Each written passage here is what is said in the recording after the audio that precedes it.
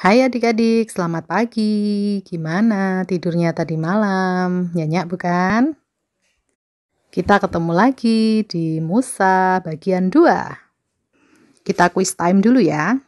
1. Mengapa Raja Firaun yang baru yang tidak mengenal Yusuf takut pada bangsa Israel yang tinggal di Mesir? Ya, karena jumlah mereka dahsyat berlipat ganda. Lalu, bagaimana Raja Firaun mencegah mereka bertambah banyak?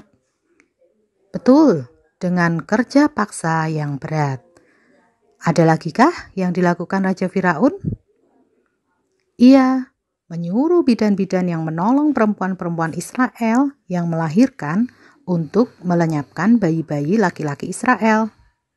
Maukah bidan-bidan itu melakukan perintahnya?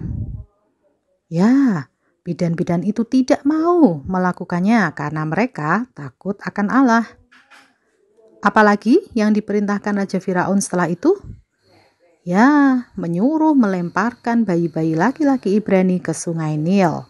Siapa nama bayi yang dinamai oleh putri Firaun yang menemukannya di sungai Nil? Ya, betul, Musa. Lalu terakhir ya, apa arti nama Musa? Ya, artinya karena aku telah menariknya dari air. Yuk, sekarang kita boleh buka di Keluaran 2 ayat 11 sampai 22. Mari kita berdoa. Tuhan Yesus, terima kasih untuk penyertaan Tuhan.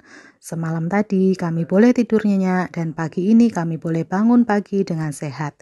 Tuhan, saat ini kami mau mendengarkan firman Tuhan, bantulah kami supaya kami bisa mengerti. Terima kasih Tuhan, di dalam nama Tuhan Yesus kami berdoa. Amin. Masih ingat ya adik-adik, waktu itu Musa diasuh oleh ibunya sendiri dan setelah itu diserahkan pada putri Firaun untuk diangkat menjadi anaknya. Tetapi walaupun Musa ada di dalam istana Mesir, dia tahu siapa dia, yaitu dia adalah orang Israel, orang Ibrani, dan dia membela bangsanya. Pada saat ada orang Mesir yang menganiaya orang Israel, dia membela orang Israel tersebut. Tetapi ketika keesokan harinya ada 2 orang Israel yang sedang berkelahi, ia bermaksud melerai mereka dan mengatakan, "Kenapa saling memukul sesama saudara?" Tapi adik-adik, orang Israel itu ternyata tidak mau mendengarkan Musa dan malah marah-marah dan mengatakan, "Siapa yang mengangkat kamu jadi pemimpin kami? Atau kamu mau melukai kami juga ya, seperti kamu melukai orang Mesir kemarin?" Wah, Musa langsung takut adik-adik. Ternyata ketika kemarin dia melukai orang Mesir itu, ternyata itu sudah diketahui oleh orang-orang. Dan dia pun takut kalau Raja Firaun akhirnya mengetahuinya. Benar adik-adik, Raja Firaun tahu tentang perkara itu dan bermaksud membunuh Musa. Tetapi Musa melarikan diri dari Firaun dan dia pergi ke tanah Midian. Suatu hari ketika ia duduk di tepi sebuah sumur, ada anak-anak perempuan seorang imam di Midian yang datang menimba air untuk memberi minum kambing domba ayahnya. Kemudian datanglah gembala-gembala yang mengusir mereka. Lalu Musa menolong anak-anak perempuan itu dan memberi minum kambing domba mereka. Kemudian Musa dipanggil oleh imam di Midian itu yang bernama Reuel atau Yitro. Musa pun diajak makan oleh Bapak Reuel. Kemudian Musa dinikahkan dengan anaknya yang bernama Sipora.